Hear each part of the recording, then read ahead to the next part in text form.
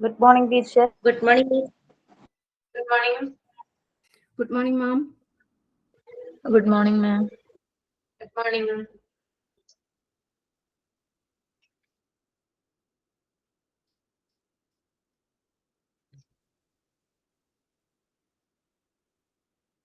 Okay, നമുക്ക് start ചെയ്യാം. Prayer ചെയ്തോളൂ കേട്ടോ.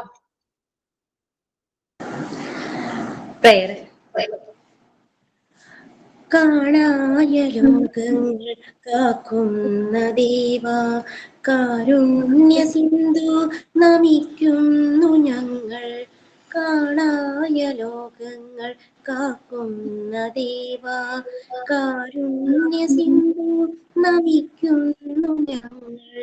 കരളിന്റെ പൂക്കൾ നിൻ പാദതാരിൽ കരളിന്റെ പൂക്കൾ നിൻ പാദതാരിൽ കാണിക്ക വെച്ചു നമിക്കുന്നു ഞങ്ങൾ. കാണിക്ക വെച്ചു നമിക്കുന്നു ഞങ്ങൾ. ലോക സമസ്ത സുഖിനോ ഭവന്തു. ഈ മന്ത്രമീ ലോകമെങ്ങും മുഴങ്ങാം. ലോക സമസ്ത സുഖിനോ ഭവന്തു. ഈ മന്ത്രമീ ലോകമെങ്ങും മുഴങ്ങാം. വിജ്ഞാനമേകും നിറകതിർത്തുകാൻ വിജ്ഞാനമേകും നിറകതിർത്തുകാൻ കാരുണ്യ സിന്ധു നമിക്കുന്നു ഞങ്ങൾ. കാരുണ്യ സിന്ധു നമിക്കുന്നു ഞങ്ങൾ.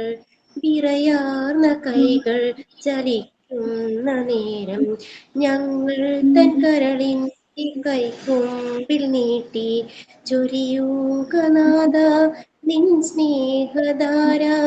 ചൊരിയൂകനാഥ നിൻ സ്നേഹധാര. കാരുണ്യ സിന്ധു നമിക്കുന്നു ഞങ്ങൾ. കാരുണ്യ സിന്ധു നമിക്കുന്നു ഞങ്ങൾ. കാണായ ലോകങ്ങൾ കാക്കുന്ന ദേവ കാരുണ്യ സിന്ധു നമിക്കുന്നു ഞങ്ങൾ. Thank you ma'am. Very good. Thought of day.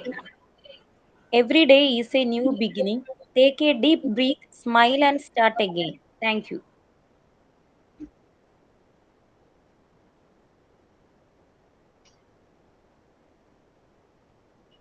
Okay, signing ചെയ്യുന്നുണ്ടോ?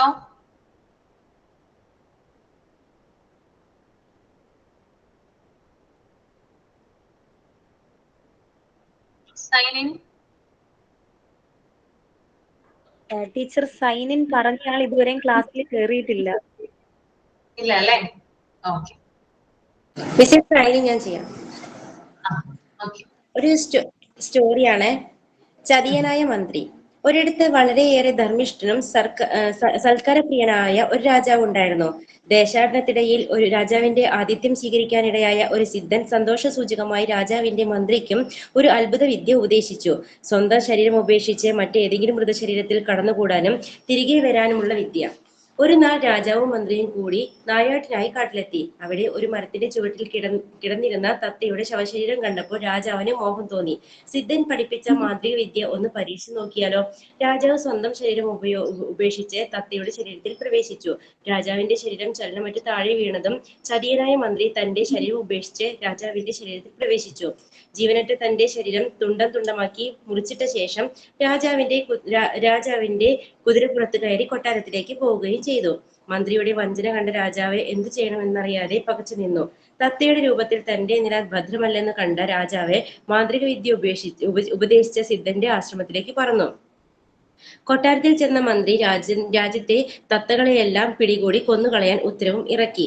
കുറച്ചു ദിവസങ്ങൾക്ക് ശേഷം മന്ത്രി കുറെ പടയാളികളുമായി നായാട്ടിനിറങ്ങി. അവർ മനോഹരിയായ ഒരു പേടമാനിനെ പിടികൂടി. മാനിനെ റാണിമാർക്ക് സമ്മാനിക്കണമെന്ന് മന്ത്രിക്ക് മോഹം തോന്നി. മാനിനെ കാവൽ നിൽക്കാൻ അയാൾ പടയാളികളെ ചട്ടം കെട്ടി. പക്ഷേ ഞൊടിയിടയിൽ എല്ലാവരുടെയും കണ്ണ് വെട്ടിച്ച് മാൻ കാട്ടിലേക്ക് പറഞ്ഞു. മന്ത്രി പടയാളികളുമായി മാനിനെ പിന്തുടർന്നു. ഓടിത്തളർന്ന സംഘം അല്പം വിശ്രമിക്കാനായി ഒരു മരത്തണലിലെത്തി. അവിടെയിരുന്ന മന്ത്രി അല്പം അകലെ ഒരു കരടി ചത്തുകിടക്കുന്നതായി കണ്ടു. ഉടനെ തന്നെ അയാൾക്കൊരു ബുദ്ധി തോന്നി. ശരീരം ഉപേക്ഷിച്ച് മന്ത്രി കരടിയിൽ കുടിയേറി. കരടിയുടെ രൂപത്തിൽ മാനിന്റെ പുറകെ പാഞ്ഞു. ആശ്രമത്തിലിരുന്ന സിദ്ധൻ ജ്ഞാനദൃഷ്ടിയിലൂടെ എല്ലാ സംഭവങ്ങളും അറിയുന്നുണ്ടായിരുന്നു. സിദ്ധൻ രാജാവിനോട് പറഞ്ഞു, പെട്ടെന്ന് അങ്ങ് കാട്ടിലേക്ക് പോകണം. നഷ്ടപ്പെട്ട ശരീരവും സാമ്രാജ്യവും തിരിച്ചു പിടിക്കാനുള്ള അവസരമായി. ഇത് കേട്ട മാത്രയിൽ തത്തയുടെ രൂപത്തിൽ തന്നെ രാജാവ് കാട്ടിലെത്തി. മന്ത്രി ഉപേക്ഷിച്ച തന്റെ ശരീരത്തിൽ കയറിപ്പറ്റി. വഞ്ചകനായ നിനക്ക് മരണം മാത്രമാണ് ശിക്ഷ. കരടിയുടെ രൂപത്തിൽ നിൽക്കുന്ന മന്ത്രിയോട് രാജാവ് കോപത്തോടെ അലറി. കരടിയെ രക്ഷപ്പെടുത്താൻ അനുവദിക്കാതെ തൽക്ഷണം വെട്ടിക്കൊല്ലുകയും ചെയ്തു. ചതിയനായ മന്ത്രിയുടെ കഥ അങ്ങനെ കഴിഞ്ഞു. Thank you ma'am. ഓക്കെ, കഴിഞ്ഞ ക്ലാസ്സിൽ നമ്മൾ ഇത് ഫിനിഷ് ചെയ്തായിരുന്നോ? ഇൻഡിവിജ്വൽ ഡിഫറൻസ് കേട്ടില്ല മിസ്റ്റർ. ചെയ്തിട്ടില്ല, ഫിനിഷ് ചെയ്തിട്ടില്ല. ഇല്ല ടീച്ചർ, നമുക്ക് 3 പേര് ടീച്ചർ സി വരെ പറഞ്ഞു നിർത്തിയായിരുന്നു. DEF നമ്മൾ 3 പേര് ഏറ്റെടുത്തിട്ടുണ്ട് സെമിനാർ പോലെ നടത്താനായിട്ട്.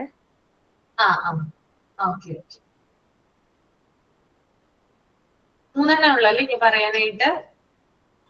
അതെ ടീച്ചർ, സി വരെയുള്ള പറഞ്ഞായിരുന്നു. ഡിഫറൻസ് ഇൻ മോട്ടോർ എബിലിറ്റി വരെ ടീച്ചർ പറഞ്ഞായിരുന്നു. ഓക്കെ, ഞാൻ പറയട്ടെ. ഈ ഫസ്റ്റ് പാർട്ട് കംപ്ലീറ്റ് ആയോ? എല്ലാ മിസ്സുമാരും എടുത്ത് തീർത്തോ? ഫസ്റ്റ് പാർട്ട് കംപ്ലീറ്റ് ആയി. സെക്കൻഡ് പാർട്ടാണ് ഇപ്പൊ റണ്ണിങ് അല്ലേ? ഇതിനകത്ത് ഏതെങ്കിലും ചാപ്റ്റർ ഇനി എടുക്കാനുണ്ടോ ഏതെങ്കിലും മിസ്സുമാര് സെക്കൻഡ് പാർട്ടില്? ടീച്ചർ കോഗ്നിറ്റീവ് ഡെവലപ്മെന്റ് എടുത്തിട്ടില്ല അല്ലെ? പിന്നെ വേറെ എന്തെങ്കിലും? ബാക്കി ഇപ്പൊ എടുത്തോണ്ടിരിക്കുന്ന മാത്രമേ ഉള്ളൂ. അത് തീർന്നു കഴിഞ്ഞാൽ ജിഷ മിസ് അത് എടുക്കാന്നാ പറഞ്ഞ കോഗ്നിറ്റീവ് ഡെവലപ്മെന്റ്. ഇപ്പൊ ജിഷ മിസ് എഡ്യൂക്കേഷണൽ സൈക്കോളജി എടുത്തോണ്ടിരിക്കുക. ഓക്കെ, അപ്പൊ നമുക്കിത് കഴിയുമ്പോ നേരെ നമുക്ക് പാർട്ട് 4 പോവാട്ടോ. പാർട്ട് 4 കേട്ടോ. ഓക്കെ, അപ്പൊ എല്ലാവരും സെമിനാർ പ്രസന്റ് ചെയ്യാൻ തയ്യാറായിക്കോളൂ. സ്റ്റാർട്ട് ചെയ്തോളൂ. Difference in interest and aptitude ആയിരുന്നു മാം എനിക്ക് കൊടുത്തിരുന്നത്. പറഞ്ഞു തുടങ്ങിക്കോട്ടെ. The difference between interest and aptitude in human is simple but very important. Interest means what you like or feel excited about. It is about your attraction towards something. It is based on feelings and curiosity. It can change over time. You may enjoy doing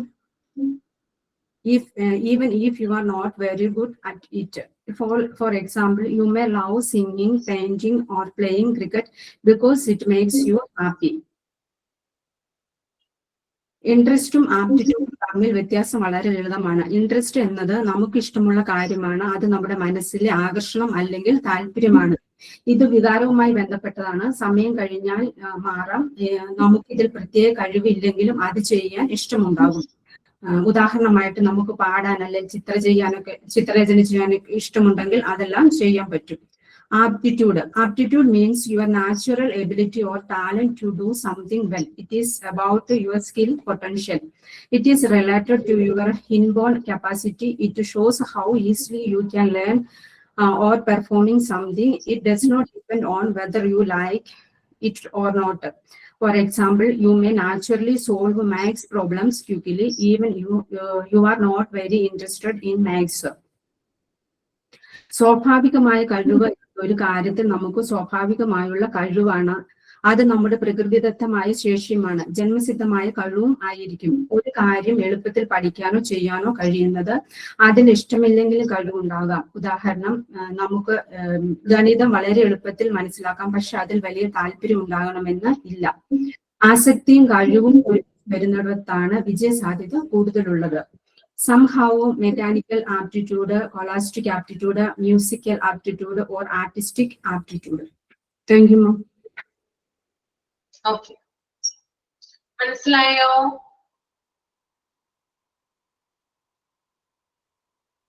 എന്തെങ്കിലും doubt ഉണ്ടെങ്കിൽ ചോദിച്ചോളൂ കേട്ടോ.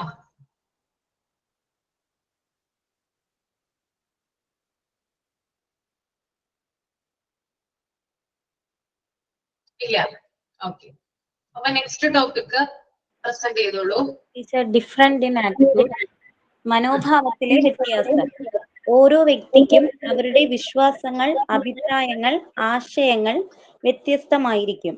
അതുകൊണ്ട് ഓരോരുത്തരും ആളുകളെയും കൂട്ടങ്ങളെയും വസ്തുക്കളെയും രാഷ്ട്രീയ മതകാര്യങ്ങളെയും വ്യത്യസ്ത രീതിയിൽ കാണുകയും പ്രതികരിക്കുകയും ചെയ്യുന്നു.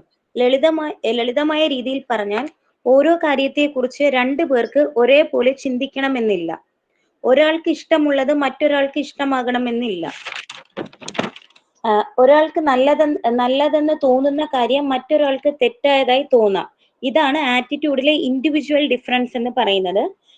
ഡിഫറൻറ്റ് ഇൻ ആറ്റിറ്റ്യൂഡ് എന്ന് മനസ്സിലാക്കുന്നത് ഓരോ പ്രവർത്തനത്തോട് പോലും കുട്ടികളുടെ മനോഭാവം വ്യത്യസ്തമാണ്. പിന്നെ ടെക്സ്റ്റിൽ തന്നിരിക്കുന്ന different in attitude, individual difference can be seen in the beliefs, options and ideas of people. They propose different attitudes towards different people groups, objects, political and religious peoples. എന്ന് പറഞ്ഞാൽ ആളുകളുടെയും വിശ്വാസങ്ങളിലും ഓപ്ഷനുകളിലും ആശയങ്ങളിലും വ്യക്തിഗത വ്യത്യാസങ്ങൾ കാണാൻ കഴിയും. വ്യത്യസ്ത ജനവിഭാഗങ്ങളോടും വസ്തുക്കളോടും രാഷ്ട്രീയ മതപരമായ ആളുകളോടും അവർക്ക് വ്യത്യസ്ത മനോഭാവങ്ങൾ ഉണ്ട്. Thank you. Okay. The next. Emotional differences, അതായത് വൈകാരിക വ്യത്യാസങ്ങൾ. ആ വൈകാരിക വ്യത്യാസങ്ങൾ വ്യക്തികളുടെ വികാരങ്ങള്, വികാര പ്രകടനങ്ങള്, മാനസികാവസ്ഥകൾ എന്നിവയിലൊക്കെ വ്യത്യാസം വന്നിരിക്കും. ആ വ്യക്തിത്വം പാരമ്പര്യമായിട്ടും പരിസ്ഥിതിയിലുള്ള മാറ്റങ്ങള്, ലിംഗത്തിലുള്ള വ്യത്യാസം, പ്രായം, അതായത് വിദ്യാഭ്യാസം എന്നിവയിലൊക്കെ വൈകാരിക വ്യത്യാസങ്ങൾ അവയിലൊക്കെയാണ് വ്യത്യാസങ്ങൾ കാരണമാകുന്നത്. ഈ വ്യത്യാസങ്ങൾ മനസ്സിലാക്കുന്നത് വ്യക്തിബന്ധങ്ങൾ മെച്ചപ്പെടുത്താന്, വൈകാരിക ബുദ്ധി വികസിക്കുക, സമ്മർദ്ദം കുറഞ്ഞ തൊഴിലന്തരീക്ഷം സൃഷ്ടിക്കാനും ഒക്കെ സഹായിക്കുന്നുണ്ട്. വികാരങ്ങൾ പ്രകടിപ്പിക്കുന്ന രീതി പല രീതിയിലുണ്ട്. അതായത് മുഖഭാവങ്ങൾ മാറാൻ ചാൻസ് ഉണ്ട്. ചിലപ്പം അത് ശബ്ദത്തിലുള്ള വ്യത്യാസം വരും, ശരീര ചലനങ്ങള്, അതൊക്കെ പലരിലും പല രീതിയിലായിരിക്കും പ്രകടമാവുന്നത്. അതായത് വിദ്യാഭ്യാസത്തിലുള്ളതെന്ന് പറയാന് വിദ്യാർത്ഥികളുടെ വൈകാരിക ആവശ്യങ്ങൾക്കനുസരിച്ച് അധ്യാപന രീതിയിൽ മാറ്റം വരുത്തുന്നു. അതായത് കുട്ടികൾ സ്കൂളിൽ വരുമ്പം പിന്നെ ഇപ്പൊ സാഡ് ആയിട്ട് വരുവാണെങ്കിൽ അവര് ഇൻട്രസ്റ്റോടെ ഇരിക്കാൻ ഒരു താല്പര്യം കാണിക്കത്തില്ല. അപ്പൊ അവരെ ആ ഇതിൽ നിന്നും മാറ്റിക്കൊണ്ടുവരണം നമ്മൾ ടീച്ചേഴ്സ്. അതായത് സാഡ് ആയിരിക്കാനുള്ള കാരണം അറിഞ്ഞിട്ട് അത് സോൾവ് ചെയ്യുന്ന രീതിയിൽ അവരുടെ ആക്ടിവിറ്റിയിൽ എന്തെങ്കിലുമൊക്കെ മാറ്റി കൊടുത്ത് അവരുടെ മൈൻഡ് ഒന്ന് സെറ്റ് ആക്കിയിട്ട് പഠിപ്പിക്കുകയാണെങ്കിൽ കുട്ടികൾക്ക് അത് ഇൻട്രസ്റ്റോടെ കേൾക്കാനും അത് പഠിച്ചെടുക്കാനും ഒക്കെ ഉള്ളൊരു താല്പര്യം വരും. അങ്ങനെ വിദ്യാഭ്യാസത്തിൽ ചില മാറ്റങ്ങൾ വരുത്താൻ പറ്റും. അത് കൊച്ചു കുട്ടികളിലായിരിക്കും. വലിയ കുട്ടികൾ അവരുടേതായ പ്രായത്തിനനുസരിച്ചുള്ള കാര്യങ്ങളൊക്കെ പറഞ്ഞു കൊടുക്കുമ്പോൾ അതിൽ മാറ്റം വരുത്താം. പിന്നെ തൊഴിലിടങ്ങൾ എന്ന് പറയാൻ വൈകാരികമായി ഉൾക്കൊള്ളുന്ന അന്തരീക്ഷം സൃഷ്ടിക്കുക എന്നുള്ളത്. അപ്പം നമ്മൾ എവിടെയെങ്കിലും ഒരു ജോലി സ്ഥലത്ത് പോകുമ്പോൾ നമുക്ക് ആപ്റ്റായ രീതിയിലുള്ള സിറ്റിങ്, പിന്നെ അവിടെ അന്തരീക്ഷം, അതായത് തൊഴിലിടത്തിൽ ഉണ്ടാവുന്ന പെരുമാറ്റങ്ങൾ, അതൊക്കെ നമ്മുടെ തൊഴിലുമായി ബന്ധപ്പെട്ട് ചില വ്യത്യാസങ്ങൾ ഉണ്ടാവും, വൈകാരികമായിട്ട് വ്യത്യാസം ഉണ്ടാവും. പിന്നെ അത് രണ്ട് രീതിയിൽ പറയാം. സ്റ്റേബിളും ആണ്, അൺസ്റ്റേബിളും ആണ്. അത് സ്ഥിരതയുണ്ട്, അസ്ഥിരത എന്ന് പറയും, ഇൻസ്റ്റെബിലിറ്റി, അൺസ്റ്റേബിൾ ആയിരിക്കും.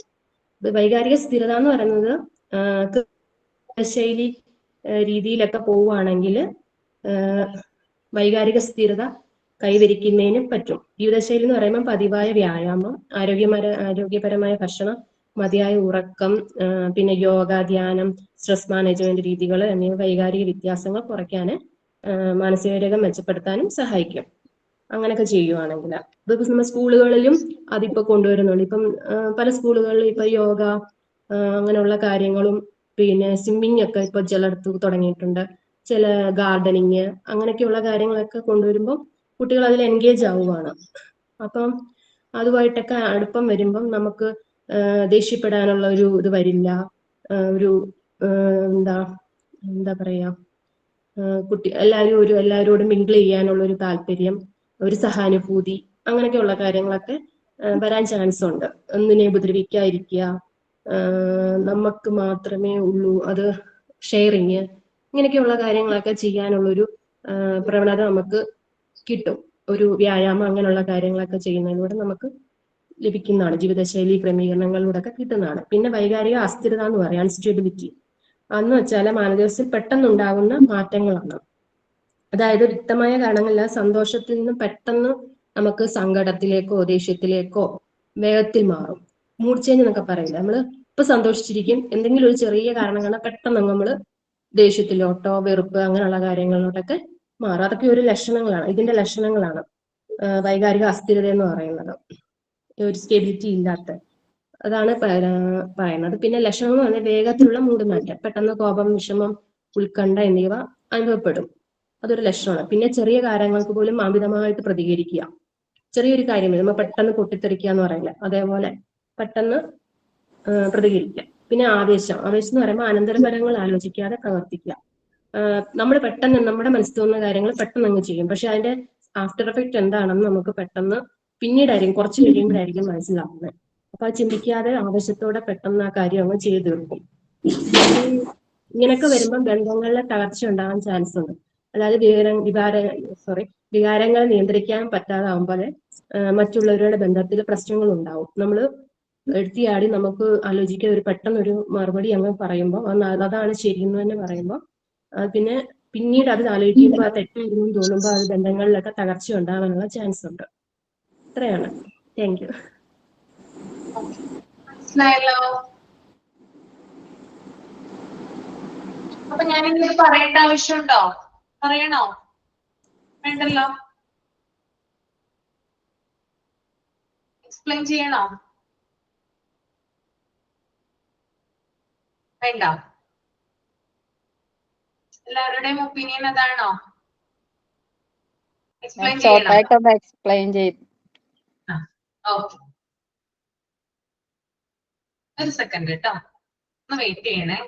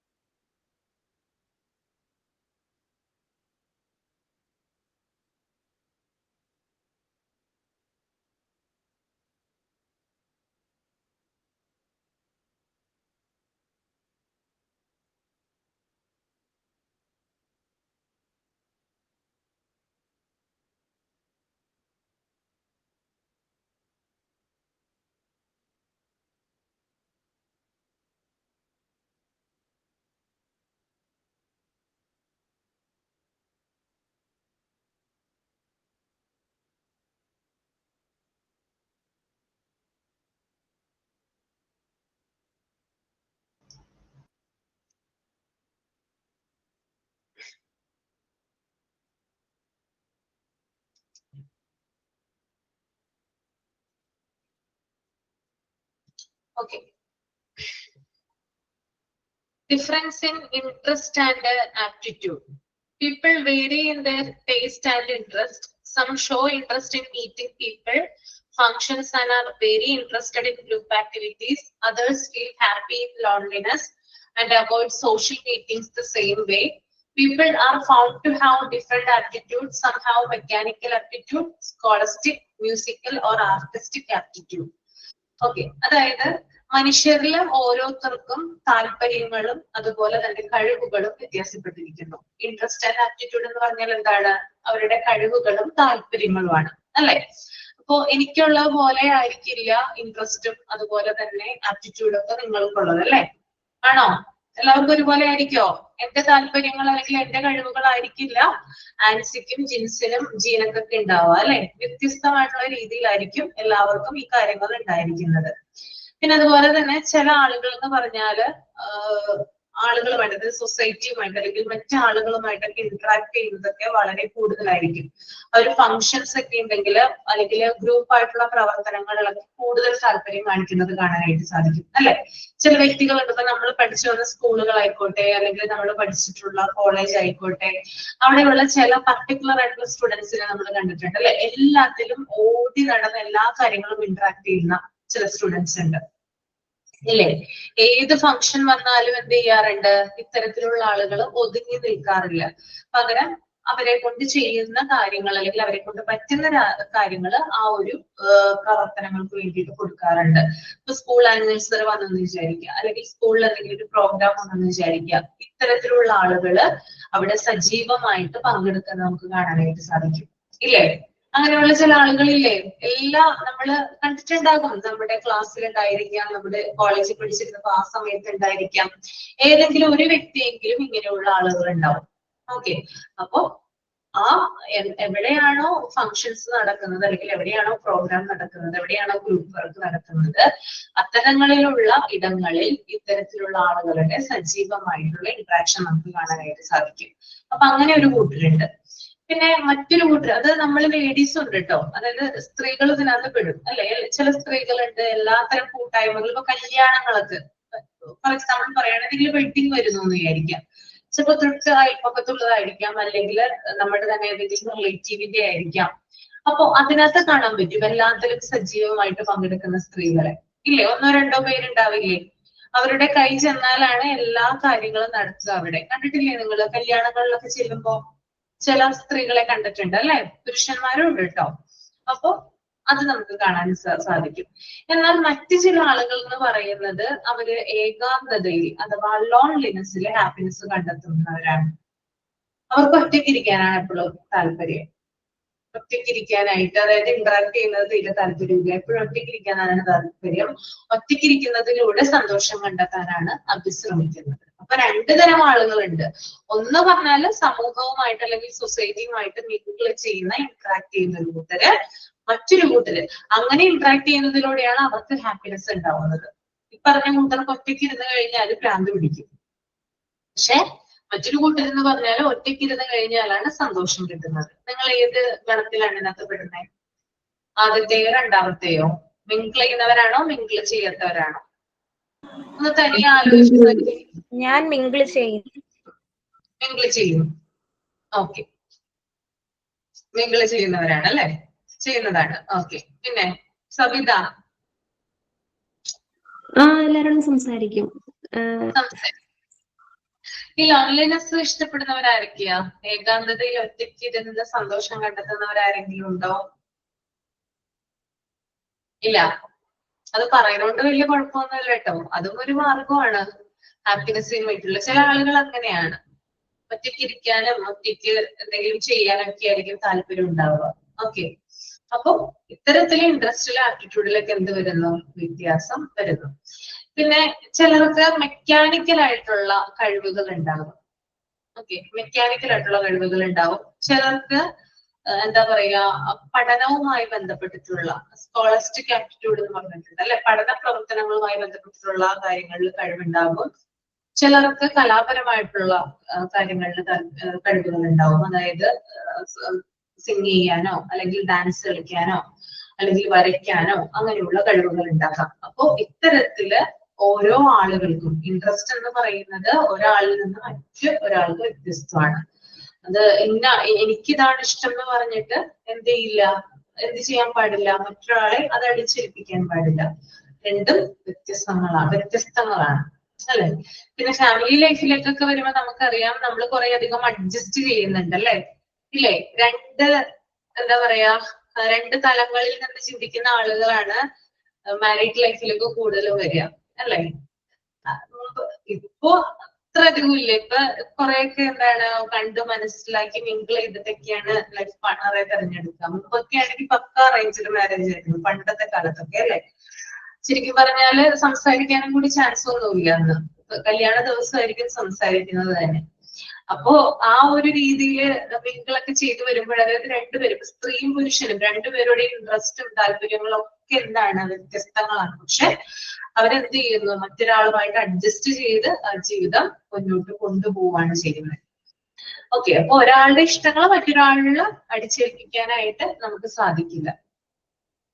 അയാളും അതിന് വിട്ടുവീഴ്ചകൾ ഉണ്ടായാൽ മാത്രമാണ് നമ്മുടെ ജീവിതം മുന്നോട്ട് പോവുക. അതും ഫാമിലി ലൈഫിൽ നമ്മൾ ചില കാര്യങ്ങൾ ശ്രദ്ധിക്കേണ്ടതുണ്ട്. ഓക്കെ, പിന്നെ അതുപോലെ തന്നെ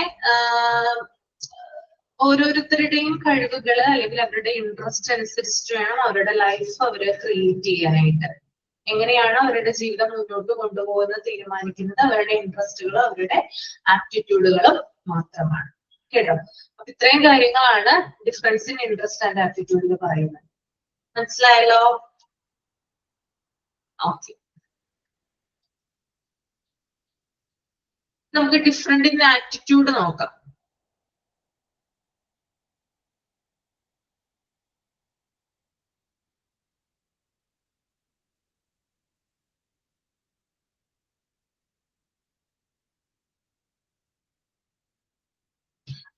Okay, individual differences can be seen in the beliefs, opinions, and ideas of people. They possess different attitudes towards different people, groups, subject, political, and religious peoples. അതായത് മനുഷ്യരില് ബിലീഫുകള്, വിശ്വാസങ്ങള്, അതുപോലെ തന്നെ ഒപ്പീനിയൻസ്, അഭിപ്രായങ്ങള്, ഓപ്ഷൻസ് അല്ല കേട്ടോ, ഒപ്പീനിയൻസ് ആണ് കേട്ടോ. അഭിപ്രായങ്ങള്, അതുപോലെ തന്നെ ആശയങ്ങള്, ഐഡിയാസ്, ഇതിലെ വ്യത്യാസങ്ങൾ കാണാനായിട്ട് പറ്റും. അപ്പൊ ഓരോരുത്തരുടെ വിശ്വാസങ്ങൾ അഥവാ ബിലീഫ്സിൽ വ്യത്യാസം വരും, ഒപ്പീനിയൻസ് അഭിപ്രായങ്ങളിൽ വ്യത്യാസം വരും, അതുപോലെ തന്നെ ഐഡിയാസിൽ എന്തുണ്ടാകും, വ്യത്യാസങ്ങൾ ഉണ്ടാകും. അപ്പൊ ഓരോ വ്യക്തിക്കും ഓരോ രീതിയിലുള്ള ആറ്റിറ്റ്യൂഡാണ് ഉണ്ടാവുക, സമീപനങ്ങളാണ് ഉണ്ടാവുക. ചിലർക്ക് ചില വ്യക്തികളോടോ അല്ലെങ്കിൽ ചില ഗ്രൂപ്പുകളോടോ ചില വസ്തുക്കളോടോ അല്ലെങ്കിൽ രാഷ്ട്രീയപരമായിട്ടുള്ള അല്ലെങ്കിൽ മതപരമായിട്ടുള്ള ചില വിഭാഗങ്ങളോടോ അനുകൂലമായിട്ടുള്ള സമീപനം കാണിക്കും.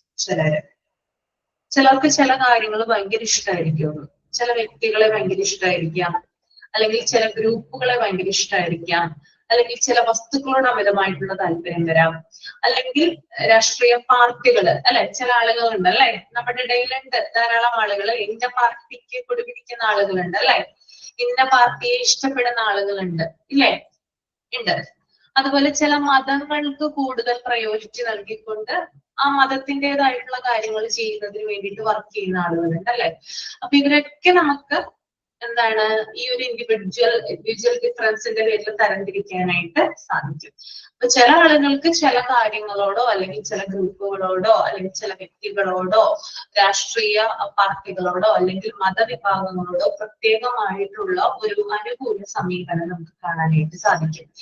എന്നാൽ മറ്റു ചില ആളുകള് ഇതേ കാര്യങ്ങളോട് ഒരു പ്രതികൂലമായിട്ടുള്ള ഒരു സമീപനം ഉണ്ടായിരിക്കുക. അതായത് ഇതിലൊന്നും ചേരാത്ത ആളുകള്, ചില ആളുകളെ നമ്മൾ കണ്ടിട്ടില്ലേ, ഇന്ന മതത്തിൽ വിശ്വസിക്കാത്ത ആളുകള്, അതുപോലെ തന്നെ ചില ഒരു രാഷ്ട്രീയ പാർട്ടിയിലും ചേരാത്ത ആളുകള് ഇല്ലേ, നമ്മുടെ ഇടയിലില്ലേ.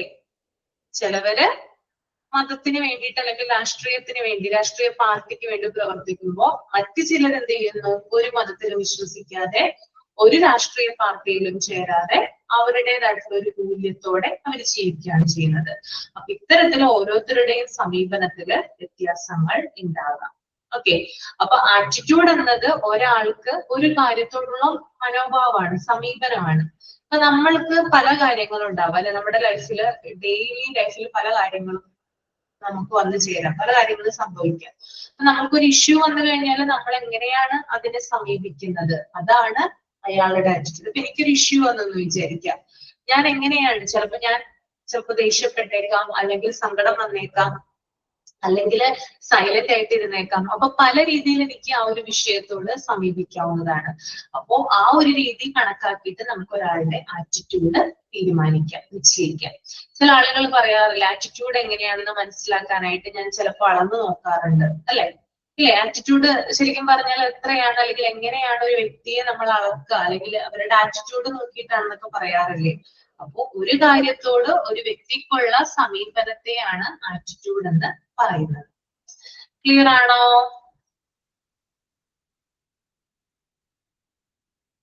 നെക്സ്റ്റ് വൺ ഇമോഷണൽ ഡിഫറൻസ് ആണ് കേട്ടോ. Individuals differ in the mode they express their emotions. In some individuals, passion like love, affection, amusement, etc. are more prevalent, while in others, negative emotions are powerful. Some are emotionally stable and mature, while others are unstable and immature. എന്താണ് ഇവിടെ പറയുന്നത്? അതായത് മനുഷ്യർ അവരുടെ വികാരങ്ങള് അല്ലെ, emotions പ്രകടിപ്പിക്കുന്ന രീതിയിൽ വ്യത്യാസമുണ്ട്. ഓരോ ആളുകൾക്കും, എല്ലാ ആളുകൾക്കും, എല്ലാ മനുഷ്യർക്കും ഇമോഷൻസ് ഉണ്ട്. പക്ഷെ നമ്മൾ ചില ആളുകളെ കണ്ട പറയില്ലേ, ഒരു ഇമോഷനും ഇല്ല, കല്ല് പോലെയാണ് അവരുടെ ഹൃദയം എന്ന് പറയില്ലേ. അവർക്ക് ഇമോഷൻ ഉണ്ടാവും, ഇമോഷൻ ഉണ്ട്, പക്ഷെ എന്ത് ചെയ്യുന്നില്ല, പുറത്ത് പ്രകടിപ്പിക്കുന്നില്ല, അല്ലെ? പുറത്തത് കാണാൻ പറ്റില്ല, അല്ലെ? അപ്പോ മനുഷ്യരെന്ന് പറയുന്നത് അവരുടെ വികാരങ്ങൾ അല്ലെങ്കിൽ ഇമോഷൻസ് പ്രകടിപ്പിക്കുന്ന രീതിയിൽ വ്യത്യാസപ്പെട്ടിരിക്കുന്നു. ചിലരിൽ സ്നേഹം കൂടുതലായിരിക്കും, സ്നേഹമുണ്ട്, ഉള്ളില് സ്നേഹമുണ്ട്, പക്ഷെ ചില ആളുകൾ എന്ത് ചെയ്യും, അത് നല്ല രീതിയിൽ എക്സ്പ്രസ് ചെയ്യും, പുറത്ത് പ്രകടിപ്പിക്കും. ചില ആളുകൾ എന്ത് ചെയ്യും, അത് ഉള്ളിൽ തന്നെ കൊണ്ട് നടക്കും, ഇല്ലേ? ചില ആളുകൾക്ക്, ചില ഹസ്ബൻഡ് ആൻഡ് വൈഫില് ഹസ്ബൻഡിന് ഭാര്യയോട് ഇഷ്ടം തോന്നിക്കഴിഞ്ഞാല് സാരി വാങ്ങിച്ചു കൊടുക്കും, അല്ലെ? ചുരിദാർ വാങ്ങിച്ചു കൊടുക്കും, ഗോൾഡ് വാങ്ങിച്ചു കൊടുക്കും, ഇഷ്ടപ്പെട്ട സ്ഥലങ്ങളിൽ കൊണ്ടുപോകും. ഓക്കെ, അപ്പോ അതെന്താണ്, ആ ഒരു ഹസ്ബൻഡിന്റെ രീതിയാണ്. അദ്ദേഹത്തിനുള്ള സ്നേഹം അദ്ദേഹം അത് പ്രകടിപ്പിക്കുകയാണ് ചെയ്യുന്നത്. പക്ഷെ വേറൊരാളെ എടുത്തു കഴിഞ്ഞാല് എന്തെങ്കിലും ഒരു എന്താ പറയുക, സാലറി കിട്ടിയില്ല, ഈ ബോണസ് കിട്ടി എന്ന് വിചാരിക്കാം, കുറെ പൈസ കിട്ടിയിട്ടുണ്ട്, പക്ഷെ ഇദ്ദേഹം എന്ത് ചെയ്യുന്നില്ല, ഇത് ഭാര്യയ്ക്ക് വേണ്ടി ഒന്നും തന്നെ വാങ്ങിച്ചു കൊടുക്കുന്നില്ല, പകരം അത് സേവ് ചെയ്യുകയാണ് ചെയ്യുന്നത്. ആ ക്യാഷ് കിട്ടിയ ക്യാഷ് സേവ് ചെയ്യുന്നു ഫ്യൂച്ചറിലേക്ക് വേണ്ടിയിട്ട്. അപ്പൊ രണ്ട് രീതിയിലാണ് ഇവിടെ എന്ത് ചെയ്യുന്നത്, സ്നേഹം എക്സ്പ്രസ് ചെയ്യുന്നത്. ഒരാള് അത് പ്രകടിപ്പിക്കുന്നു, മറ്റൊരാളത് ഒളിച്ചു വെക്കുന്നു. ഓക്കെ, അപ്പോ ആളുകളിൽ തമ്മിൽ ഇങ്ങനെ, അതായത് സ്നേഹത്തിലുള്ള, അതായത് സ്നേഹം പ്രകടിപ്പിക്കുന്ന രീതിയിൽ എന്ത് ചെയ്യാം, വ്യത്യാസങ്ങൾ വരാം. അതുപോലെ തന്നെ അഫെക്ഷൻ, അതിലും വ്യത്യാസങ്ങൾ ഉണ്ടാകാം. പിന്നെ സന്തോഷം, അല്ലെ? അതായത് ചിലര് സന്തോഷം വന്നു കഴിഞ്ഞാൽ ഭയങ്കരമായിട്ട് ആഹ്ലാദിക്കും, അല്ലെ? തുള്ളിച്ചാടും. ചിലവര് ഭയങ്കരമായിട്ട് എന്താണ്, നിൽക്കക്കളിയില്ല എന്ന് പറയും നമ്മള്. എങ്ങനെയാണത്, അതായത് സന്തോഷം കൊണ്ട് എന്താ പറയാ, ഭയങ്കരമായിട്ട് അത് പുറത്ത് പ്രകടിപ്പിക്കും. പക്ഷെ മറ്റുള്ളവര് സന്തോഷം വന്നാലും കൂടി ഭയങ്കര സൈലന്റ് ആയിട്ടായിരിക്കും ഇരിക്കുക, അല്ലെ? നിങ്ങൾ എങ്ങനെയാണ്, സന്തോഷം വന്നാൽ പ്രകടിപ്പിക്കുവോ അല്ലെങ്കിൽ വെറുതെ ഇങ്ങനെ സൈലന്റ് ആയിട്ട് ഇരിക്കുവോ, എന്താ ചെയ്യുന്നേ?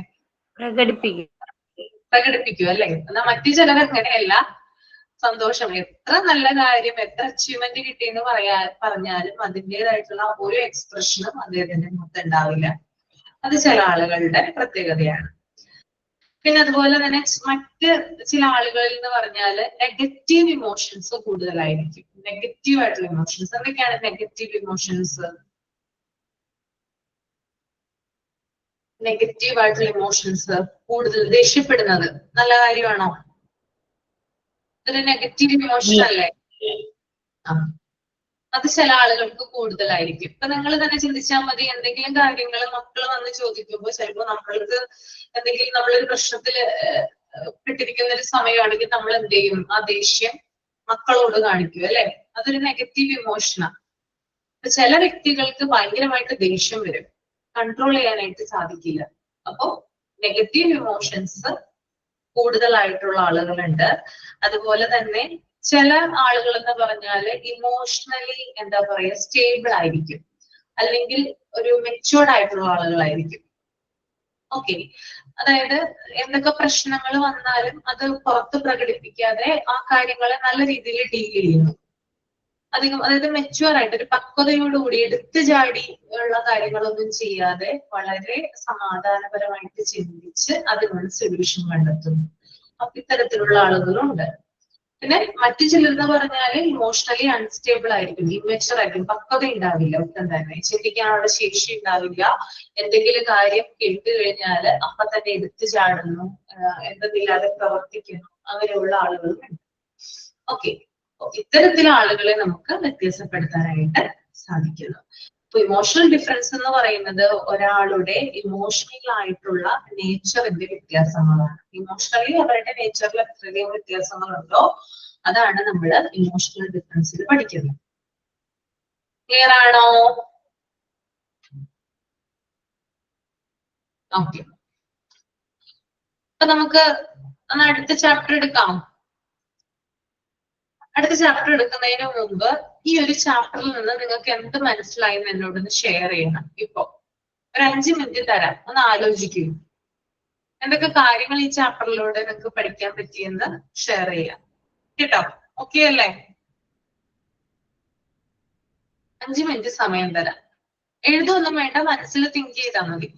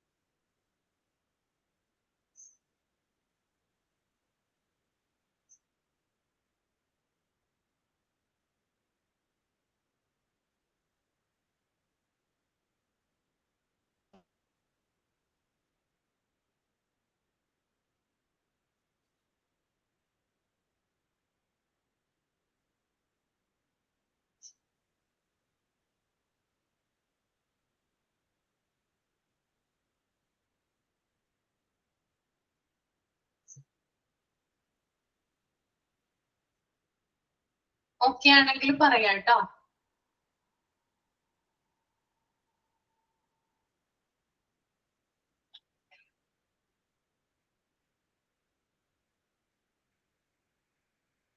മിസ് പറയട്ടെ? ആ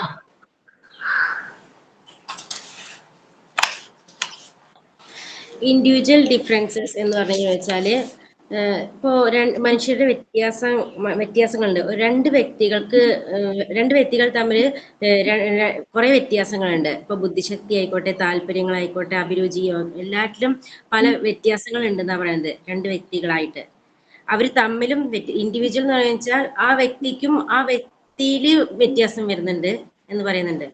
നാച്ചുറൽ ഇൻഡിവിജ്വൽ ഡിഫറൻസ് എന്ന് വെച്ചാല് അത് ശരിക്കും പറഞ്ഞു കഴിഞ്ഞാൽ ഇൻഡിവിജ്വൽ ഡിഫറൻസ് ഡിഗ്രിയിൽ അളക്കുന്ന പറയുന്നത്. എന്ന് പറഞ്ഞു വെച്ചാൽ ഒരു വ്യക്തി ഇപ്പോ ആദ്യം ദേഷ്യപ്പെടുകയാണെങ്കിൽ നല്ല ഹൈ ലെവലിലായിരിക്കും ദേഷ്യപ്പെടുക. ആ കുറച്ച് കഴിഞ്ഞ് വെച്ചാൽ ആ ദേഷ്യം കുറയും. അത് കഴിഞ്ഞ് കുറച്ചും കൂടി കഴിയുമ്പോഴേക്കും ആ ഒരു ദേഷ്യം കുറയും. ഒരു കാര്യം തന്നെ ഓരോ സമയത്തും അങ്ങനെ കുറഞ്ഞു വരും. അതൊരു ഡിഗ്രിയിൽ അളക്കുന്ന പറയണത്. പിന്നെ അത് ഇൻഡിവിജ്വൽ ഡിഫറൻസസ് അതിന്റെ രണ്ട് തരത്തിലുണ്ട്. നോർമൽ ഡിസ്ട്രിബ്യൂഷൻ ഓഫ് ട്രൈറ്റ്സും നോർമൽ ഡിസ്ട്രിബ്യൂഷൻ ഓഫ് ട്രൈറ്റ്സ് എന്ന് വെച്ചാല് ഒരു മനുഷ്യന്റെ ഒരു ഗുണത്തിന്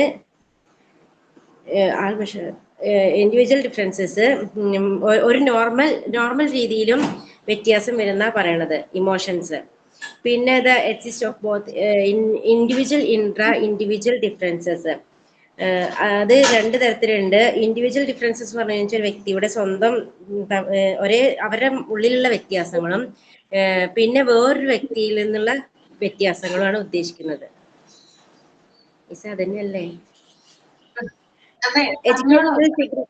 educational significance of individual difference.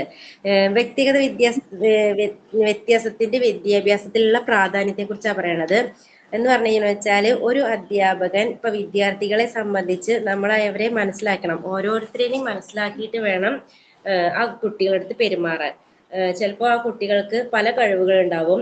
ആ കഴിവുകൾ മനസ്സിലാക്കിയിട്ട് അതിനനുസരിച്ചിട്ട് അധ്യാപകര് കുട്ടികളെ വേർതിരിച്ചിട്ട് മനസ്സിലാക്കി എടുക്കണം എന്നാണ് പറയുന്നത്. അതിനനുസരിച്ച് പഠിപ്പിക്കണം എന്നാണ് പറയുന്നത്. എല്ലാവർക്കും തുല്യമായിട്ടുള്ള കഴിവായിരിക്കും ഉണ്ടാവുക. ഓരോ കുട്ടികൾക്കും വേറെ വേറെ കഴിവുകളായിരിക്കും ഉണ്ടാവുക. Areas of individual differences. ചില കുട്ടികൾക്ക് കഴിവിനനുസരിച്ചിട്ട് പഠിപ്പിക്കണം. അത് പല രീതിയിലായിരിക്കും കഴിവുണ്ടാവുക. അതിനെ വേർതിരിച്ചിട്ടുണ്ട്. Differences in physical traits, mental difference in motor ability, difference in interest and aptitude, difference in attitude, emotional differences. Difference in physical traits എന്ന് പറഞ്ഞു വെച്ചാൽ അവരുടെ നിറത്തില്, കളറില്, പിന്നെ ഹെയറില്, സൈസില്, അങ്ങനെ ഫേസില്, ആ വാക്ക്, ഹെയർ സ്റ്റൈല്, ആ രീതിയിലുള്ള ഡിഫറൻസ് ആണ് പറയുന്നത്. ഫിസിക്കൽ ശാരീരികമായിട്ടുള്ള ഡിഫറൻസ് ആണ് അത് ഉദ്ദേശിക്കുന്നത്. മെന്റൽ ഡിഫറൻസ് എന്ന് വെച്ചാല് ഇപ്പൊ ചിലർക്ക് നല്ല IQ പവർ ആയിരിക്കും, ചിലർക്ക് അതിന് IQ പവർ ഉണ്ടാവില്ല. അവർക്ക് ചിലപ്പോൾ പെട്ടെന്ന് അവർക്ക് പെട്ടെന്ന് മനസ്സിലാക്കാനുള്ള കഴിവുണ്ടാവും, ചിലർക്ക് പെട്ടെന്ന് മനസ്സിലാക്കിക്കൊള്ളണമെന്നില്ല. അങ്ങനെയൊക്കെ ഓരോ ക്ലാസിഫൈ ചെയ്തിട്ടുണ്ടെന്നാണ് പറയണത്. ചിലർക്ക് വളരെ പെട്ടെന്ന് മനസ്സിലാവും, ചിലർക്ക് കുറച്ചേ മനസ്സിലാവുള്ളൂ. ആ രീതിയിലുള്ള മെന്റൽ ഡിഫറൻസസിനാണ് പറയുന്നത്. പിന്നെ ഡിഫറൻസ് ഇൻ മോട്ടോർ എബിലിറ്റി എന്ന് പറഞ്ഞാല് നമുക്ക് മസിൽ മൂവ്മെന്റ് ഒക്കെ ഉണ്ടാവുമല്ലോ. എല്ലാവർക്കും ഒരേപോലെ മൂവ്മെന്റ് ചെയ്യണമെന്നില്ല. വ്യത്യാസം ഉണ്ടാവും എന്നാ പറയണത്. കുട്ടികളിൽ വ്യത്യാസം ഉണ്ടാവും എന്നാ പറയണത്. ചിലർ പെട്ടെന്ന് റിയാക്ട് ചെയ്യും, ചിലർ ചിലപ്പോൾ കുറച്ച് ലൈറ്റ് ആയിട്ടൊക്കെ ആയിരിക്കും റിയാക്ട് ചെയ്യുന്നത്. പിന്നെ difference in interest in attitude. ഇപ്പോ രണ്ട് രീതിയിലുണ്ടാവും ആൾക്കാര്. ഒരു ഇതിൽ എല്ലാവരോടും നല്ല രീതിയിൽ സംസാരിക്കുന്നവരുണ്ടാവും, പിന്നെ സംസാരിക്കാതെ മിണ്ടാതിരിക്കുന്നവരുണ്ടാവും. അങ്ങനെ രണ്ട് രീതിയിലുള്ള ആൾക്കാരുണ്ടാവും എന്നാണ് പറയുന്നത്. പിന്നെ ഡിഫറൻറ്റ് ഇൻ ആറ്റിറ്റ്യൂഡ് എന്ന് വെച്ചാൽ ഓരോ വ്യക്തിക്കും ഓരോ രീതിയിലായിരിക്കും വ്യത്യാസങ്ങൾ ഉണ്ടാവും. വസ്തുക്കളോടായിക്കോട്ടെ, മതപരമായിട്ടുള്ള ആളുകളുടെ വ്യത്യാസം, പിന്നെ സാമൂഹികമായിട്ടുള്ള രാഷ്ട്രീയപരമായിട്ടൊക്കെ ഉള്ള ആളുകളോടുള്ള തമ്മിലുള്ള പലതരത്തിലായിരിക്കും അവരുടെ പെരുമാറ്റം ഉണ്ടാവുക എന്നാണ് പറയുന്നത്. ഇനി ഇമോഷണൽ ഡിഫറൻസസ് എന്ന് പറയുന്നത്. ഇമോഷണൽ ഡിഫറൻസസ് എന്ന് വെച്ചാൽ ഓരോ അവർ ഓരോ സമയത്തും പല രീതിയിലായിരിക്കും പ്രവർത്തിക്കുന്നുണ്ടാവുക. മിസ് എനിക്ക് ഇത്രയാണ് മനസ്സിലായത്. Okay, very good. നെക്സ്റ്റ് ആരാ പറയുന്നേ?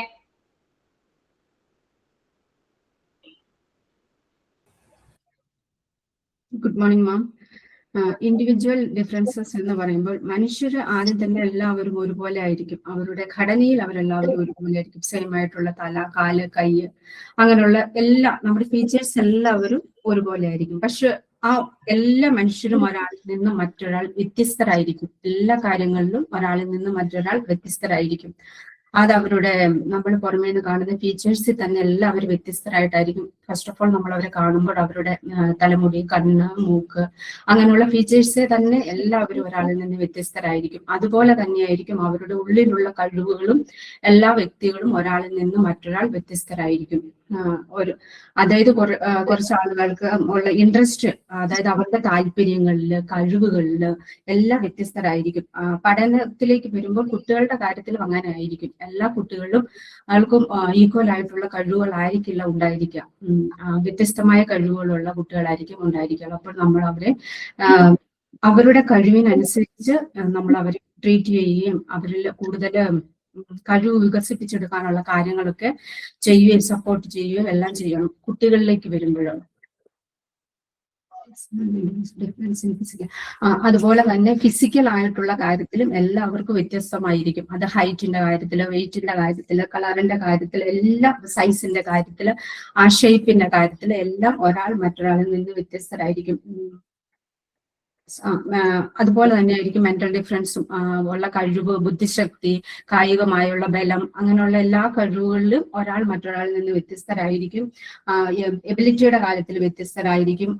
ഇൻട്രസ്റ്റിന്റെ കാര്യത്തില്, ആസക്തിയുടെ കാര്യത്തില്, കാര്യങ്ങളെ മനസ്സിലാക്കാനുള്ള കാര്യത്തില് എല്ലാവരും എല്ലാവരിൽ നിന്നും വ്യത്യസ്തരായിരിക്കും. മൊത്തത്തിൽ പറഞ്ഞു കഴിഞ്ഞാൽ ഒരാളെ പോലെ ഒരാള് ഇല്ല എന്ന് തന്നെ പറയാം.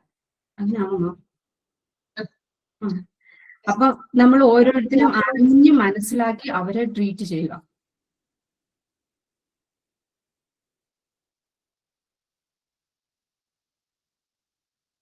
ഇമോഷൻസിന്റെ കാര്യത്തിലായിക്കോട്ടെ, ആപ്റ്റിറ്റ്യൂഡിന്റെ കാര്യത്തിലും എല്ലാവർക്കും വ്യത്യസ്തമായ ഒപ്പീനിയൻസ് ആയിരിക്കും ഉണ്ടായിരിക്കുക. ഓരോരുത്തരും അതുപോലെ കഴിവിലാണെങ്കിലും നമുക്ക് ചിലർക്ക് പാട്ട് പാടാനുള്ള കഴിവുണ്ടാകും, ഡാൻസ് ചെയ്യാനുള്ള കഴിവുണ്ടാകും, ചിലർക്ക് വരയ്ക്കാനുള്ളതായിരിക്കും, ചിലർക്ക് സ്പോർട്സ് പരമായുള്ള കാര്യങ്ങളിലായിരിക്കും കഴിവുണ്ടാകുന്നത്.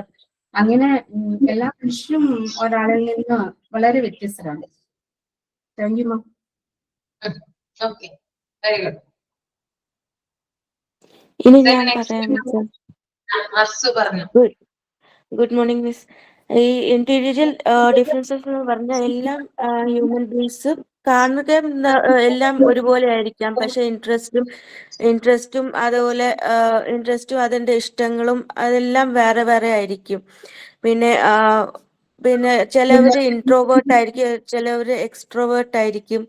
അതേപോലെ അവർക്ക് മനസ്സിലാക്കുന്ന ശേഷിയും ചില സിറ്റുവേഷനിൽ ഹാൻഡിൽ ചെയ്യുന്ന കഴിവുകളും വേറെ വേറെ ആയിരിക്കാം. അതേപോലെ എഡ്യൂക്കേഷന് സിഗ്നിഫിക്കേഷൻ നമ്മൾ ടീച്ചേഴ്സിന്റെ സംബന്ധിച്ചോളം നമ്മൾ സ്റ്റുഡൻസിനെ മനസ്സിലാക്കി അവരവരുടെ രീതിയിൽ നമ്മൾ പറഞ്ഞ് മനസ്സിലാക്കുവാണെങ്കിൽ അവർക്ക് ഒന്നും കൂടെ എഫക്റ്റ് ആയിട്ട് മനസ്സിലാക്കാൻ കഴിയും. അതേപോലെ അത് കഴിഞ്ഞിട്ട് areas of individual difference, physical traits different ആയിരിക്കും. കളറ്, നോസ്, ഫേഷ്യൽ എക്സ്പ്രഷൻസ് ഒക്കെ ഡിഫറൻസ് ആയിരിക്കും. അതേപോലെ മെന്റൽ ഡിഫറൻസ്, അവർക്ക് മനസ്സിലാക്കുന്ന ഓരോരോ സിറ്റുവേഷൻ ഡീൽ ചെയ്യുന്നതും എങ്ങനെ ചിലവർ ക്രിയേറ്റീവായിട്ട് ഡീൽ ചെയ്യും, മെച്ചുവറായിട്ട് ഡീൽ ചെയ്യും, ചിലവർ ഇങ്ങനെ ഇരിക്കും.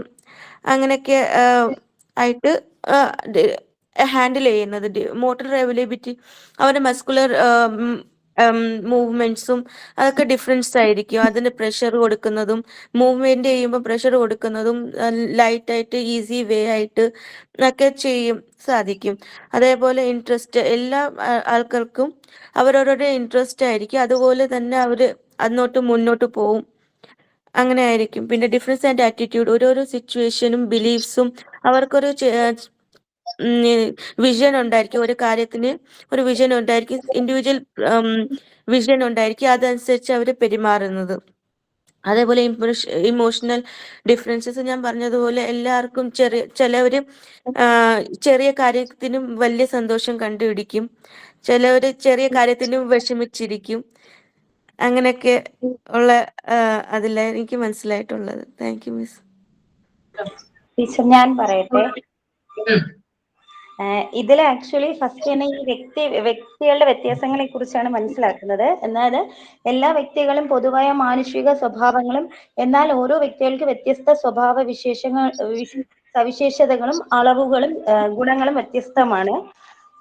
പിന്നെ ഒരു പ്രത്യേക സ്വഭാവത്തിന്റെ കാര്യത്തിൽ വ്യക്തികൾ തമ്മിൽ വ്യത്യസ്തമുണ്ടെന്ന് മാത്രമല്ല, വ്യത്യസ്ത സ്വഭാവ വിശേഷങ്ങളെ കുറിച്ച് പഠിക്കുമ്പോൾ ഓരോ വ്യക്തിയിൽ തന്നെ വ്യത്യാസങ്ങൾ ശ്രദ്ധയിൽപ്പെടാം. അങ്ങനെയൊക്കെയാണോ ടീച്ചറെ? പിന്നെ വിദ്യാർത്ഥികളുടെ വ്യക്തിഗത വ്യത്യാസങ്ങളെ കുറിച്ച് അറിവ് അധ്യാപകനെ സംബന്ധിച്ചിടത്തോളം വളരെ പ്രധാനമാണ്. വിദ്യാർത്ഥികൾക്കിടയിലെ വ്യക്തിഗത വ്യത്യാസങ്ങൾ മനസ്സിലാക്കുക, അത് വിലമതിക്കുകയും ചെയ്യുക എന്നതാണ് ഓരോരുത്തർക്കും നൽകുന്നതിന് അടിസ്ഥാനം. വിദ്യാഭ്യാസത്തിൽ ജനാധിപത്യപരമായ സമീപനം, എല്ലാവർക്കും തുല്യ വിദ്യാഭ്യാസ അവസരങ്ങൾ പ്രതീക്ഷിക്കുന്നു. തുല്യ വിദ്യാഭ്യാസ അവസരങ്ങൾ എന്നാൽ തീർച്ചയായും വലിയൊരു അസമത്വം പ്രോത്സാഹിപ്പിക്കുന്ന ഒരേ വിദ്യാഭ്യാസ അവസരം എന്നല്ല അർത്ഥമാക്കുന്നത്, മറിച്ച് ഓരോ കുട്ടികൾക്കും ഏറ്റവും മികച്ച വിദ്യാഭ്യാസം എന്നാണ് അർത്ഥമാക്കുന്നത്. പിന്നെ മനുഷ്യർ പരസ്പരം വ്യത്യസ്തരാണെന്നാണ് ഇതിൽ പറയുന്നത്. അതായത് നമ്മുടെ ഭാരം, ചർമ്മത്തിന്റെ നിറം, കണ്ണുകളുടെ മുടിയുടെ ആകൃതി, കൈകളുടെ വലിപ്പം, വായുടെ മൂക്കിന്റെ വലിപ്പം, മുഖഭാവം, സംസാര രീതി, നടത്തം തുടങ്ങിയവയെല്ലാം വ്യക്തിയെ വ്യത്യസ്തപ്പെട്ടിരിക്കുന്നു എന്നാണ്. പിന്നെ ബുദ്ധിപരമായ കഴിവുകളും യുക്തിചിന്താശേഷി, ഭാവന, സൃഷ്ടിപരമായ ആവിഷ്കാരം, ഏകാഗ്രത തുടങ്ങിയ കഴിവുകളും ആളുകളിൽ വ്യത്യസ്തപ്പെട്ടിരിക്കുന്നു. പിന്നെ അവരുടെ ഐക്യു വ്യത്യാസത്തിന്റെ അടിസ്ഥാനത്തിലാണ് അവരുടെ സാധാരണ ബുദ്ധിശക്തിയിൽ ആളുകൾ വ്യത്യസ്തപ്പെട്ടിരിക്കുന്നത്. അവരെ സാധാരണയെ വിഡ്ഢി, മണ്ടൻ അർത്ഥത്തിലേക്ക് വളരെ ഉയർത്തി പ്രതിഭ എന്ന് അറിയപ്പെട്ടിരിക്കുന്നു. മതിയോ ടീച്ചർ? പിന്നെ മനസ്സിലാക്കുന്നത്, പിന്നെ വ്യക്തികൾ വികാരങ്ങൾ പ്രകടിപ്പിക്കുന്ന രീതിയിൽ വ്യത്യസ്തപ്പെട്ടിരിക്കുന്നു. ചില വ്യക്തികളുടെ വികാരങ്ങളായ സ്നേഹം, വാത്സല്യം, വിനോദം എന്നിവ കൂടുതൽ പ്രബലമായിരിക്കും, മറ്റുള്ളവരിൽ നിന്ന് നെഗറ്റീവായി വികാരങ്ങൾ ശക്തമായിരിക്കുന്നത്. എനിക്ക് ഇത്രയൊക്കെയാണ് ടീച്ചർ മനസ്സിലായത്. ഞാൻ പറയട്ടെ. മനുഷ്യർ ചില കാര്യങ്ങൾ സിമിലർ ആയിരിക്കും, ബട്ട് എല്ലാ കാര്യങ്ങളിലും അവർ ഒരുപോലെ ആയിരിക്കില്ല. നമ്മൾ ഒരു വ്യക്തിയെ കാണുമ്പോൾ പല വിധത്തിൽ ഡിഫറൻസ് ഉണ്ടായിരിക്കും. അതാണ് ഫിസിക്കൽ ഡിഫറൻസ് എന്നുകൊണ്ട് ഉദ്ദേശിക്കുന്നത്. ഇപ്പോൾ ഒരു ക്ലാസ് റൂമിൽ പോകുമ്പോൾ അവിടെയുള്ള കുട്ടികളിൽ ഡിഫറൻസസ് ഉണ്ടാകും, അത് ഫിസിക്കൽ ഡിഫറൻസസ് ആണ്. പിന്നെ എല്ലാ മനുഷ്യരിലും ഗുണങ്ങൾ ഉണ്ടാവും, പക്ഷെ അവരിൽ ഡിഗ്രീസിൽ ഉണ്ടാവുന്ന വ്യത്യാസങ്ങൾ, അവർ പ്രകടിപ്പിക്കുന്ന വിധത്തിലുള്ള വ്യത്യാസം. പിന്നെ NPC, നോർമൽ പ്രോബബിലിറ്റി കർവിലൂടെയാണ് ഇമോഷണൽ ഡിഫറൻസസ് കൊണ്ടുപോകുന്നത് ഓരോ വ്യക്തികളും. അവരുടെ ഒരു ക്ലാസ് റൂമോ എടുക്കുകയാണെങ്കിൽ അവരുടെ ഇമോഷൻസ് പല വിധത്തിലായിരിക്കും. ഒരു ആവറേജ് ആയിരിക്കും കുട്ടികളുടേത്. രണ്ട് രീതിയിലാണ് പോകുന്നത്. ഇന്റർ ഇൻഡിവിജ്വൽസ് എന്ന് പറഞ്ഞു കഴിഞ്ഞാൽ ബിറ്റ്വീൻ പീപ്പിൾ, അതായത് ഒരാളിൽ നിന്നും മറ്റൊരാൾ വ്യത്യസ്തനായിരിക്കും എല്ലാ വിധത്തിലും. ഇൻട്രാ ഇൻഡിവിജ്വൽസ് എന്ന് പറഞ്ഞു കഴിഞ്ഞാൽ വിത്തിൻ എ പേഴ്സൺ, ഒരു വ്യക്തിക്കുള്ളിൽ തന്നെ ഉണ്ടാവുന്ന ഡിഫറൻസസ് ആണ്. പിന്നെ education significance of individual differences എന്ന് പറയുമ്പോൾ എഡ്യൂക്കേഷൻ ഫീൽഡിലോട്ട് വരുമ്പോൾ കുട്ടികളെ മനസ്സിലാക്കുക എന്നതാണ് വളരെ ഇമ്പോർട്ടന്റ്. അതായത് 10 കുട്ടികളെ എടുത്ത 10 വിധത്തിലായിരിക്കും അവരുടെ ഡിഫറൻസ് ഉണ്ടാവുക. IQ ലെവൽ ചിലരുടെ ഹൈ ആയിരിക്കും, ചിലരുടെ ലോ ആയിരിക്കും. അപ്പോൾ ഓരോ കുട്ടിയെ അവരുടെ കഴിവ് അനുസരിച്ചിട്ടാണ് അവരെ നമ്മൾ പ്രോത്സാഹിപ്പിച്ച് കൊണ്ടുപോവേണ്ടത്. പിന്നെ കുട്ടികളെ അവർക്ക് ആപ്റ്റ് ആയിട്ടുള്ള രീതിയിലാണ് നമ്മൾക്ക് പഠിപ്പിക്കേണ്ടത്. പിന്നെ ഡിഫറൻസസ് ഇൻ ഫിസിക്കൽ ട്രേറ്റ്സ്, ഓരോ വ്യക്തിയും മറ്റുള്ളവരിൽ നിന്ന് height, weight, colour, skin, eye, hair അങ്ങനെ ഓരോ വ്യത്യസ്തരായിരിക്കും ഓരോരുത്തരും. പിന്നെ മെന്റൽ ഡിഫറൻസസ് എന്ന് പറയുമ്പോൾ ഓരോ വ്യക്തിക്കും IQന്റെ അടിസ്ഥാനത്തിലാണ് ആളുകളെ ഡിഫറെന്റ് ചെയ്തിരിക്കുന്നത്. പിന്നെ ഡിഫറൻസസ് പിന്നെ ഇന്ന് പഠിപ്പിച്ചതാണ് മാം. ആളുകൾക്ക് വ്യത്യസ്തമായ താല്പര്യങ്ങളും അഭിരുചികളുമാണ് ഉള്ളത്. ചില ആളുകളുമായി ഇടപഴകുന്നതിലും ചടങ്ങുകളിലും ഗ്രൂപ്പ് പ്രവർത്തനങ്ങളിലും വളരെ താല്പര്യം കാണിക്കുന്നു ചിലര് മെക്കാനിക്കൽ അഭിരുചി, അക്കാദമിക്, സംഗീതപരമായ, കലാപരമായ അഭിരുചി എന്നിവ ചിലർക്ക് ഉണ്ടാവാറുണ്ട്. പിന്നെ ഡിഫറൻസസ് ഇൻ ആറ്റിറ്റ്യൂഡ് പറഞ്ഞ മനോഭാവത്തിലുള്ള വ്യത്യാസം. മനുഷ്യരിൽ ഓരോ വ്യക്തിയുടെ ആറ്റിറ്റ്യൂഡ് വ്യത്യസ്തമായിരിക്കും. മതപരമായിട്ട്, രാഷ്ട്രീയപരമായിട്ട് ചിലർക്ക് ഒത്തിരി ഇൻട്രസ്റ്റ് എടുത്ത് പ്രവർത്തിക്കുന്നവരുണ്ടാവാം. ചിലര് അതിലൊന്നും ഇല്ലാതെ സ്വന്തം ഇത് മാത്രം നോക്കി പോകുന്നവരുണ്ടാവായിരിക്കും. പിന്നെ ഇമോഷണൽ ഡിഫറൻസസ് എന്ന് പറഞ്ഞാൽ അവരുടെ വികാരങ്ങൾ പ്രകടിപ്പിക്കുന്ന രീതിയിലുള്ള ഡിഫറൻസസ് ആണ്. ചിലർ സ്നേഹം അമിതമായി പ്രകടിപ്പിക്കാം, വാത്സല്യം അമിതമായി പ്രകടിപ്പിക്കാം. ചിലർ അതെല്ലാം ഉള്ളിലോട്ട് കൊണ്ടുപോയിട്ട് അവനവനിൽ തന്നെ ഒതുങ്ങി കൂടുന്നവരും ഉണ്ട്. ഇത്രയാണ് മാം ഞാൻ മനസ്സിലാക്കിയിട്ടുള്ളത്. Thank you. ഓക്കെ, നന്നായിട്ടുണ്ട്. ഇനി ആരെങ്കിലും ഉണ്ടോ?